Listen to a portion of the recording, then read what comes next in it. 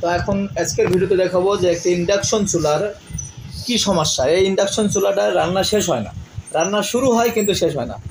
আপনার চিন্তা করবেন শুরু হয় শেষ হয় না, আসলে রান্না করা যায় কিন্তু রান্না শেষ হওয়ার আগে চুলাটা বন্ধ হয়ে যায়। তো আমরা একটু দেখাই, এটা কিন্তু কিয়াম ব্র্যান্ডের ইন্ডাকশন কুকার, মডেল আছে K9010 এবং এটা 2000 ওয়াটের। তো আসলে আমরা একটু পাওয়ার দিই আগে, পাওয়ার দিয়ে লাইন দিয়ে দেখি কী সমস্যা। দেখেন পাওয়ার দেওয়ার সাথে সাথে এখানে লাইন চলে আসছে এবং এখানে 2000 ওয়াট শো করছে। দেখুন আপনারা একটু দেখান, এখানে 2000 ওয়াট শো করছে। এখানে আমি স্টিলের পাতিল দিলেও আপনার রান্না হবে, কোনো সমস্যা নেই, পানি গরম হবে। কিন্তু সমস্যাটা হলো এই চুলাটা যখন 8 থেকে 10 মিনিট চলে তারপরে কিন্তু এই চুলাটা বন্ধ হয়ে যায়। হয়তো 5 মিনিট, 7 মিনিট, 10 মিনিট এর ভিতরেই কিন্তু চুলাটা বন্ধ হয়ে যায় এবং E3 ওঠে। আপনারা জানেন যে এই চুলাটা বন্ধ হওয়া মানে E3 আসে। আমাদেরকে যার চুলা সে বললো যে E3 আসে। তো আমরা এখন এই চুলাটা কীভাবে মেরামত করি, E3টা কীভাবে আমরা দূর করে দিয়ে এই চুলাটাকে আবার ভালো করি, সেটা কিন্তু আজকের ভিডিওতে দেখাবো আপনাদের। ইনশাআল্লাহ আমাদের সাথেই থাকবেন এবং ভিডিওটা পুরোটাই দেখবেন, তাহলে আপনি নিজেও কিন্তু বাড়িতে বসে বা আপনি ছোটোখাটো টেকনিশিয়ান বা আপনি বড়ো মাপের টেকনিশিয়ান হলেও কিন্তু চুলাটা সারাই করতে পারবেন।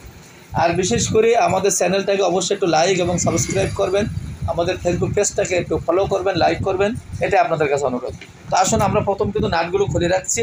তো আমরা এখন দেখাবো যে এটা নাটগুলো খোলার পরে আমরা এখন এটা যদি আপনার দেখায় যে কীভাবে এখানে কি কন্ডিশনে আছে চুলাটা, সেটা আপনাদেরকে সরাসরি ভিডিও দেখায়। দেখেন এই চুলার সমস্যা হবে না কেন, অবস্থা দেখেন, তার ময়লা এবং তার কি পরিমাণ হবে, এগুলো পরিষ্কার কোনো সময় করা হয়নি এবং এর কন্ডিশন খুব খারাপ।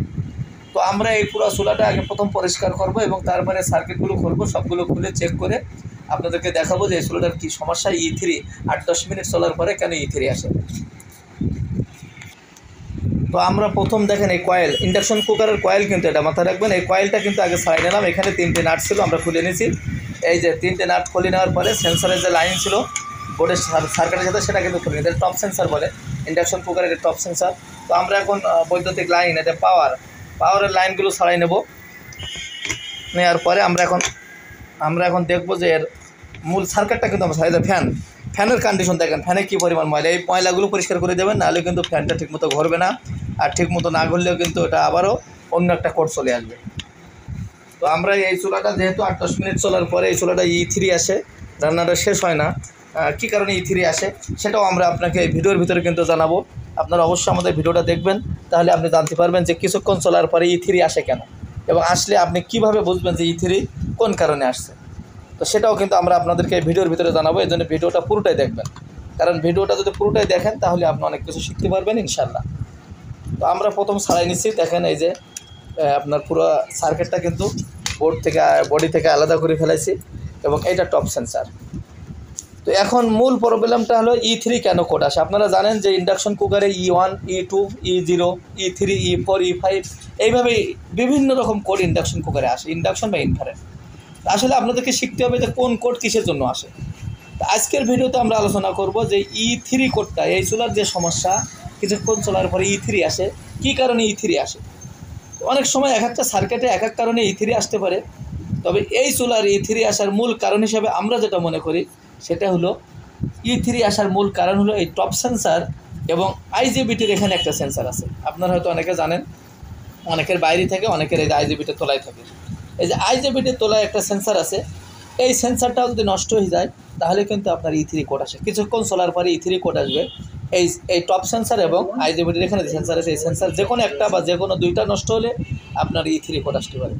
এছাড়া আপনার এই যে এখানে 820 কে রেজিস্টার থাকে, আপনারা জানেন যে 820 কে রেজিস্টার, এখানে 410 কে দিয়েছে।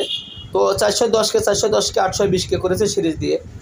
এভাবে এই যে রেজিস্টার নষ্ট হলেও কিন্তু আসে E3। তবে বেশিরভাগই আসে টপ সেন্সার এবং এই সেন্সারের কারণে। এইখানে IGBTর নিচে যে সেন্সার আছে এই সেন্সারের কারণে। আপনারা প্রথম চেষ্টা করবেন E3 এরকম কিছুক্ষণ চলার পরে E3 যদি আসে তাহলে এই সেন্সারটা, এই টপ সেন্সার এবং IGBTর এখানে যে সেন্সার আছে এই সেন্সারটা পাল্টাই দিয়ে আপনারা কিন্তু E3 কোডটা সমাধান করতে পারবেন ইনশাআল্লাহ। এটা 90%। আর এই যে IGBTর নিচে যে সেন্সারটা থাকে, এই সেন্সার কিন্তু অনেক সময় পাওয়া যায় না, মানে প্রায় পাওয়া যায় না, এই সেন্সারটা পাওয়া যায় না মার্কেটে। তো আপনারা সেক্ষেত্রে কী করবেন, আপনাদের টিপস শিখাই দেয়। এই যে টপ সেন্সার, এই টপ সেন্সারটাকে আপনারা এখানে কাটিয়ে নিয়ে, এই সেম সেন্সার কিন্তু এখানে থাকে, এই সেন্সারটা কেটে নিয়ে আপনারা এই IGBTর তলায় লাগাই দেবেন, লাগাই দিয়ে আরেকটা টপ সেন্সার লাগাই দেবেন, দেখবেন যে আপনার এই E3 সমস্যার সমাধান হয়ে যাবে আশা করি। সেন্সারের কথা বলছিলাম, এই যে IGBTর নিচে যে সেন্সার সেটা পাল্টানোর সিস্টেমটা দেখেন। আমি কিন্তু অন্য একটা সেন্সার থেকে এই যে দেখেন এই সেন্সারটা কিন্তু কেটে নিচ্ছে, এই দুই মাথা কেটে নিচ্ছে, নিয়ে রেখে দিচ্ছি।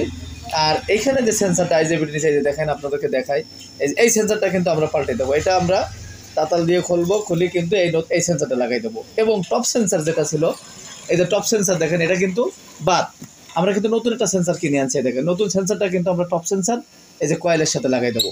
তো আমরা যখনই এই দুটো সেন্সার লাগাই দেবো তখন ইনশাল্লাহ এই চুলার যে কিছুক্ষণ চলার পরে যে E3 সমস্যা, সে সমস্যা ইনশাল্লাহ সমাধান হয়ে যাবে।